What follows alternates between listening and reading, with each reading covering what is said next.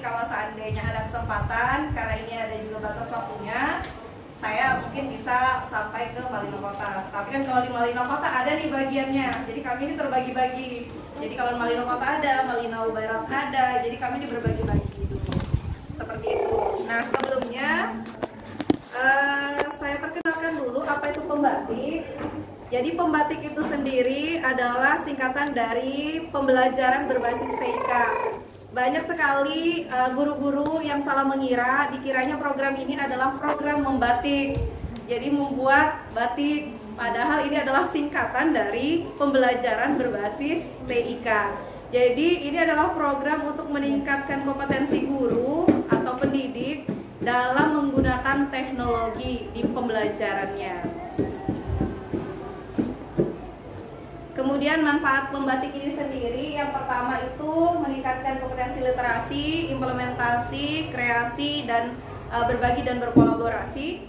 Yang kedua, mendapatkan sertifikat di setiap levelnya. Jadi level 1 dapat sertifikat, level 2 dapat sertifikat, level 3 dapat sertifikat, level 4 pun dapat sertifikat. Sekali ikut kegiatan langsung dapat 4 sertifikat. Nah, sebenarnya sertifikat ini di beberapa tempat itu sangat berfungsi sekali. Jadi ini sebenarnya juga keuntungan mengikuti pembatik.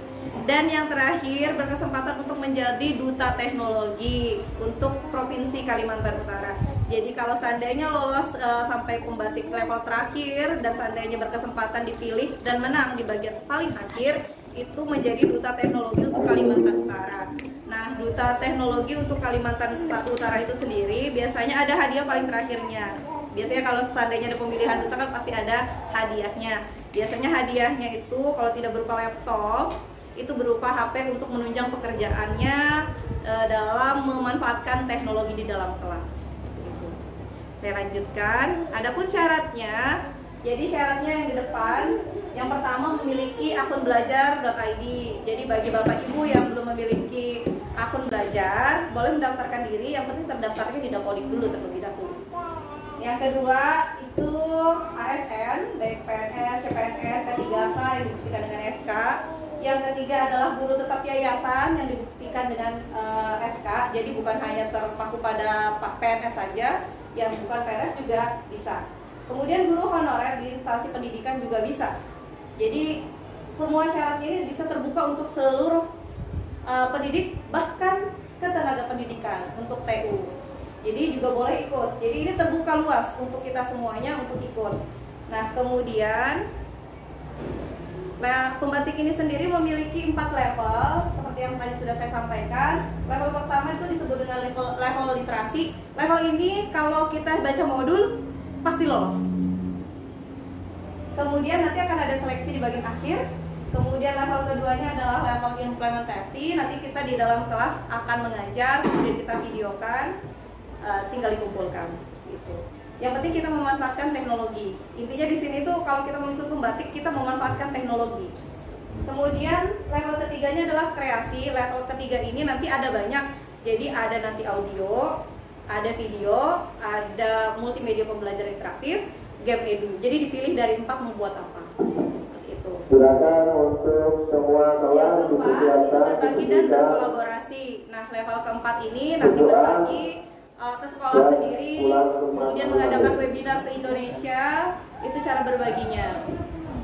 Dan yang terakhir adalah pembukaan duta teknologi. Silakan diberikan di kelas masing-masing. Habis itu berdoa pulang ke rumah masing-masing. Terima kasih. Nah, saya mulai dari teknologi ini sendiri, bahwa saat ini kita tidak pernah jauh-jauh dari teknologi. Bahkan bangun tidur pun yang dicari adalah HP-nya. Jadi kalau kita bilang kita adalah guru gaptek, tidak, karena setiap hari kita memegang teknologi di tangan kita. Bahkan kalau kita mau cari informasi pun kita langsung buka HP-nya, nggak nanya nih ke tetangga dulu, ini apa? Enggak, kita pasti nyarinya dulu di HP kita. Mau cari informasi di luar sana, bahkan yang di luar negeri sana pun kita bisa tahu hanya dengan mengetikkan alamatnya saja, apa yang ingin kita cari, klik, selesai. Itu sebegitu dekatnya kita dengan teknologi. Jadi sebenarnya kalau kita bilang kita orangnya gaptek banget nih, gagap teknologi banget, enggak, kita bukan gagap teknologi, hanya saja sedikit kurang memanfaatkan teknologi yang ada di sekitar kita. sekian dulu saya membahas sekilas tentang kurikulum Merdeka. Tadi berbincang dengan kepala sekolah bahwa di MTS sudah menggunakan kurikulum Merdeka untuk kelas 10. Kelas berapa nih? 7. Ya, kelas 7. Jadi di kelas 7 sudah menggunakan kurikulum Merdeka. Jadi saya berbagi sedikit atau kita sama-sama mengingat nih bahwa di kurikulum Merdeka itu dibagi ada yang namanya tes diagnostik untuk non kognitif. Nah, di situ ada nanti akan terbagi 3 gaya belajar peserta didik, di mana ada namanya auditori, visual, dan kinestetik. Nah, dari sinilah sebenarnya awal mula saya untuk membuat multimedia pembelajaran interaktif yang saya sudah buat dan ingin saya bagikan ke Bapak Ibu. Jadi saya mendapati di sekolah saya anak-anak saya itu lebih banyak kinestetik. Jadi mereka lebih suka melakukan daripada hanya mendengarkan saya berbicara di depan. Jadi seperti itu yang saya temukan. Jadi di sekolah saya temukan di beberapa kelas memang ada anak-anak yang kalau sekali kita bicara masuk, atau kita menjelaskan di depan gini masuk. Atau misalnya kayak gini, saya mau mengajarkan nih 1 tambah 1 itu sama dengan 2 ya anak-anak, berupa lisan mereka sudah paham, oh iya 1 tambah 1 sama dengan 2. Tapi ada anak-anak yang harus saya tuliskan di papan tulis, jadi 1 tambah 1 sama dengan 2. Itu tipe belajar ya, gaya belajar yang visual yang harus melihat dulu nih. Nah, ada tipe yang belajar seperti itu, harus saya tuliskan dulu baru paham. Dan ada tipe belajar kinestetik yang harus saya kasih batu nih, ini ada 1 batu, ini 1 batu, kalau ditambah jadi 2. Nah, ini adalah tipe kinestetik yang mereka harus bergerak sendiri, melakukan, baru mereka memahami. Nah, jadi awal mula menciptakan sesuatu, kalau di diri saya harus mengetahui dulu gaya belajar anak-anak saya ini seperti apa. Saya lanjutkan. Yang kedua, saya gunakan pembelajaran berdiferensiasi.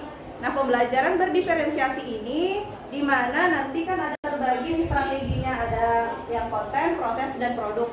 Saya lebih menggunakan diferensiasinya di konten, proses, dan produk, langsung 3-tiganya. Dimulai dari konten saya kasihkan ke anak-anak. Jadi saya sediakan 3 media kepada mereka. Yang pertama berupa audio, rekaman suara saya, tapi sebenarnya yang memiliki auditori itu sedikit di dalam kelas saya.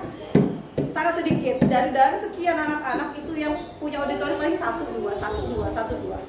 Kemudian yang visual saya sediakan mereka video pembelajaran di YouTube channel saya. Jadi saya sediakan YouTube channel saya jelaskan di situ secara visualnya. Kemudian yang kinestetik saya berikan konten berupa multimedia pembelajaran interaktif. Memang Bapak Ibu kalau di kurikulum Merdeka ini gurunya yang harus ekstra dulu di bagian awal. Jadi harus ekstra membuat media-media yang akan digunakan anak-anak dalam kelas. Tapi tujuannya sebenarnya baik, agar anak-anak yang punya gaya belajar visual, terus kita jelaskannya dengan auditori atau kinetik, kita jelaskannya dengan auditori, mereka itu tidak bisa menerima itu. Tapi kalau dengan pembelajaran diferensiasi, anak-anak itu bisa dengan gayanya masing-masing. Oh, kayaknya aku lebih bisa nih belajar dengan video. Nah, mereka bisa pilih video. Oh, kayaknya aku bisanya dengan ini nih. Mereka belajarnya dengan ini gitu. Jadi mereka memilih sendiri, mereka akan belajarnya menggunakan seperti apa. Lanjut untuk prosesnya pun saya buat sebenarnya lebih kepada kelompok heterogen. Jadi saya gabungkan jadi tidak saya kelompokkan nih, yang auditori sendiri, visual sendiri, kinestetik sendiri, tidak. Saya campur mereka semuanya, biar mereka bisa beradaptasi satu sama lain. Jadi intinya saya tidak ingin mereka juga berada di zona nyaman mereka terus-menerus. Seperti itu. Saya lanjut untuk produk. Nah, di bagian produk nanti akan saya jelaskan di video pembelajaran yang akan saya tampilkan. Untuk anak-anak itu saya persilakan mereka untuk membuat presentasi mereka dalam bentuk apapun di dalam kelas. Jadi saya bebaskan asal masih dalam konteks yang dalam normal-normal saja ya. Jadi nanti mereka misalnya mau buat, Bu, saya mau buatnya dalam rekaman video aja, boleh. Bu, saya mau buatnya dalam presentasi saja, boleh. Gitu. Jadi nanti mereka memilih sendiri mau buatnya seperti apa. Saya lanjutkan. Mungkin ini masalah yang sama-sama kita temukan di dalam kelas. Jadi ini masalah yang saya temukan di dalam kelas saya, apalagi saya mata pelajaran fisika, mata pelajaran nomor 2 setelah matematika yang tidak terlalu disukai anak-anak. Jadi saya harus berpikir ekstra sehingga saya tidak menemukan 3 tiga ini di dalam kelas saya. Jadi seperti itu. Karena kalau di kelas kita biasanya sering menemukan tidak hanya di sekolah saya. Kemarin saya sosialisasi di beberapa sekolah dan hampir semua sekolah begini. Iya Bu, iya betul kata mereka seperti itu. Jadi saya ada menemukan kurang bersemangat, mengantuk dan bosan. Seperti itu. Kemudian yang sering dilakukan anak-anak apa? Ini. Jadi anak-anak lebih suka bersosial media, menonton dan bermain game online. Bukan hanya anak-anak saja ya, sebenarnya kita dewasa ini pun lebih menyukai ini. Dan ini sebenarnya tidak salah. Hanya saja proses belajar kita yang di dalam kelas mengikuti ini. Perkembangan zaman, ini sudah berkembang zamannya. Bukan lagi yang harus dijelaskan di depan bla bla bla bla. Tapi ini yang harus kita ikuti. Nah, dari situ saya melakukan refleksi pembelajaran. Saya melihat dari pembelajaran saya apakah apa yang membuat siswa-siswa di dalam kelas kurang bersemangat.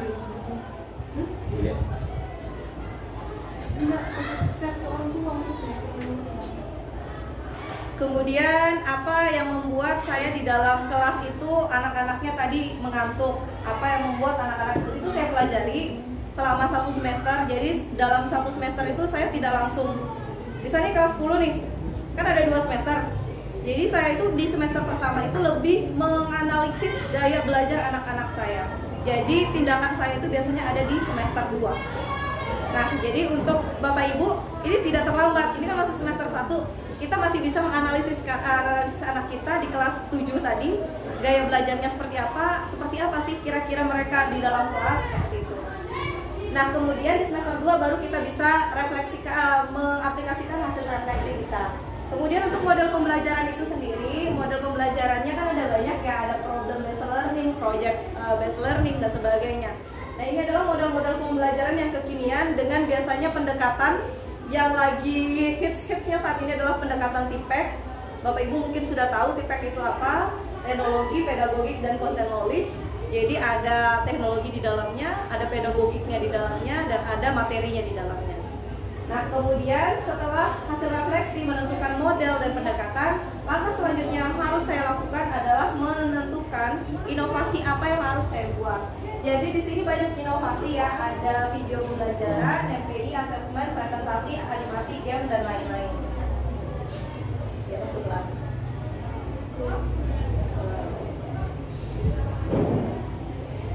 Jadi seperti itu. Jadi kalau saya mulainya dengan hal kecil terlebih dahulu. Jadi dengan asesmen saya menggunakan teknologi. Nah, kemudian setelah ini bisa diadaptasikan ke anak-anak, karena anak-anak itu walaupun mereka punya HP, tapi lebih smart HP-nya daripada anak-anaknya biasanya. Jadi saya mulai dari asesmen terlebih dahulu. Jadi dari asesmen saya mulai ke presentasi, dari presentasi baru kemudian saya mulai dengan video pembelajaran, dari video baru saya buat MPI ke game edukasi, dari game baru terakhir animasi. Kalau saya seperti itu. Jadi saya aplikasikannya pelan-pelan ke anak-anak. Jadi tidak langsung saya kasih misalnya game edu gitu. Enggak, jadi saya kasihnya pelan-pelan agar mereka tuh beradaptasi dengan teknologi terlebih dahulu. Seperti itu. Kemudian baru saya siap melaksanakan pembelajaran. Nah, Bapak Ibu, saya sediakan di sini contoh multimedia pembelajaran interaktif yang sudah saya buat di dalam kelas. Ini adalah multimedia pembelajaran interaktif yang saya buat di dalam kelas. Di sini saya mata pelajarannya fisika. Alat ukurnya di sini adanya alat ukur panjang. Kemudian untuk kelas 10. Jadi ini saya buat seperti sedikit game. Jadi mereka itu yang kinestetik, visual maupun audiovisual, mereka sebenarnya cuma menggunakan satu ini mereka bisa. Jadi untuk 3 gaya belajar dengan satu ini mereka langsung bisa. Untuk yang auditori mungkin bisa mendengarkan saja tanpa harus melihat juga mereka sudah paham. Untuk visual, mereka yang lebih menyukai hal-hal visual seperti ini, secara visual menarik, mereka akan tertarik di bagian awal. Untuk yang kinestetik, mereka lebih suka bekerja. Pada saat klik-klik tombol, itu mereka sudah tertarik untuk menggunakannya. Jadi saya, dari 3 gaya belajar saya satukan dalam satu aplikasi. Seperti itu. Saya putar di sini, ini saya rekam menggunakan HP saya.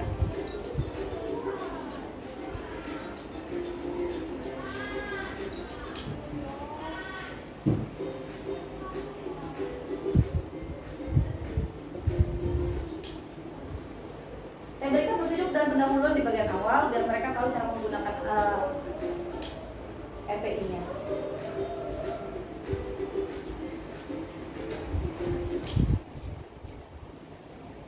Ini karena saya online-kan aplikasinya, jadi mereka bisa buka di mana-mana saja, tergantung pada jaringan. Kalau Malinomik kan kadang jaringan yang bagus, kadang jaringan enggak. Kalau saya kasih hari ini, ya mungkin besok bagus gitu.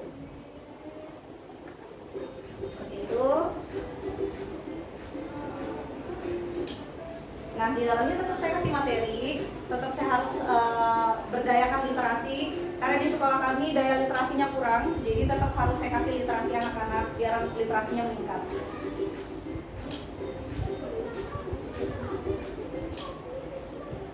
Nah, di dalam tetap saya kasih video pembelajaran yang sudah saya buat. Jadi di channel YouTube saya konekkan ke MPI saya. Nah, ini begitulah jaringan.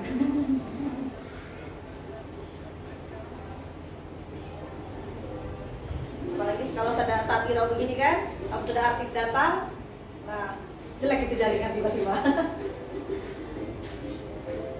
Jadi ini untuk latihan-latihan soalnya saya buat kalau diklik harus ada itunya, ada ya responnya gitu. Jadi kalau salah ada responnya, jadi mereka tertantang untuk mengerjakan sampai benar.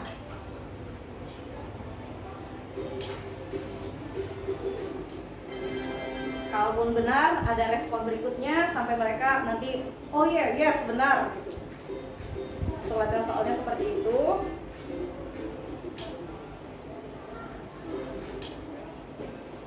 Jadi ini untuk yang sudah saya buat di dalam kelas dan sudah saya aplikasikan di dalam kelas saya.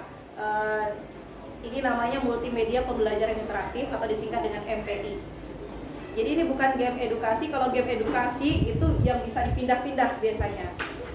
Nah, itu game edukasi namanya. Ini lebih ke multimedia pembelajaran interaktif. Saya lanjutkan. Nah, dalam pembuatan MPI saya ini, saya memang melalui beberapa tahap, Bapak Ibu. Jadi tahapnya mungkin terlihat panjang, yang di bawah sini sebenarnya tidak panjang. Saya membuat ini 2 minggu, bukan 2 minggu keseluruhannya, tetapi 1 minggunya saya habiskan untuk di Canva. Mungkin Bapak Ibu sudah mengenal Canva? Canva ini kan banyak template yang menarik ya. Lamanya saya di situ menentukan template-nya.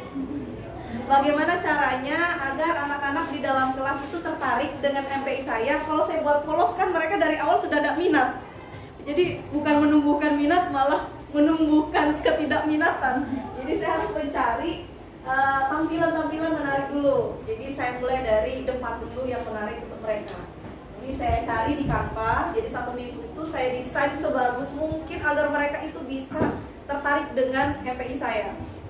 Nah, kemudian setelah saya 1 minggu memasukkan materi, memasukkan video, sebenarnya kalau mau buat MPI bisa selesai di Canva, karena di Canva juga bisa di-linkkan, bisa ditautkan. Hanya saja kalau sampai di Canva hanya ada musik, tetapi kalau diklik tidak ada respon. Jadi hanya ada suara musiknya aja.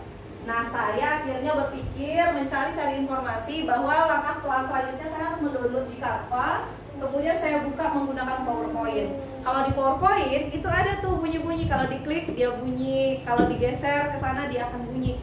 Nah, seperti itu.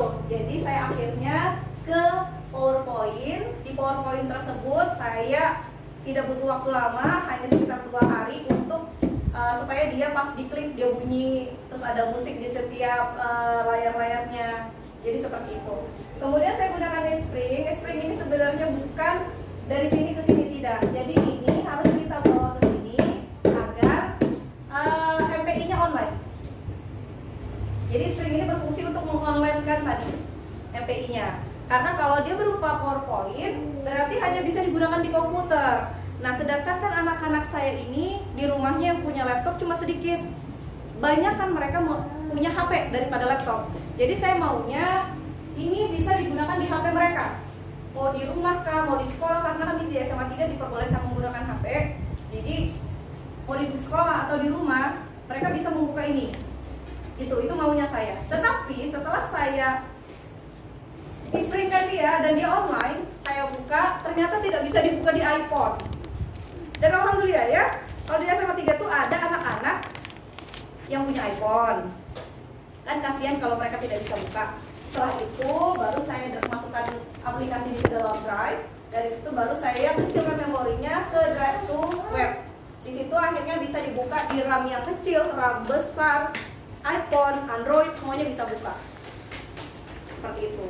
Jadi saya mau ini bisa digunakan di semua anak-anak saya, tidak terkecuali siapapun, mau yang RAM-nya kecil atau RAM-nya besar gitu. Jadi ini bisa dibuka. Jadi ini langkahnya ini agar bisa digunakan oleh seluruh siswa. Seperti itu. Saya lanjutkan. Di sini saya akan menunjukkan proses belajar saya di dalam kelas. Karena saya harus menguji coba aplikasi ini di dalam kelas, jadi saya gunakan kelas tingkat tinggi di kelas 12. Saya tidak gunakan di kelas 10 karena kalau anak kelas 10 anaknya masih malu-malu kalau dikamerain.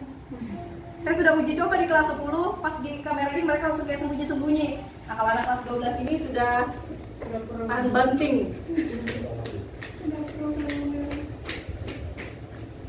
Jadi saya uji cobanya di kelas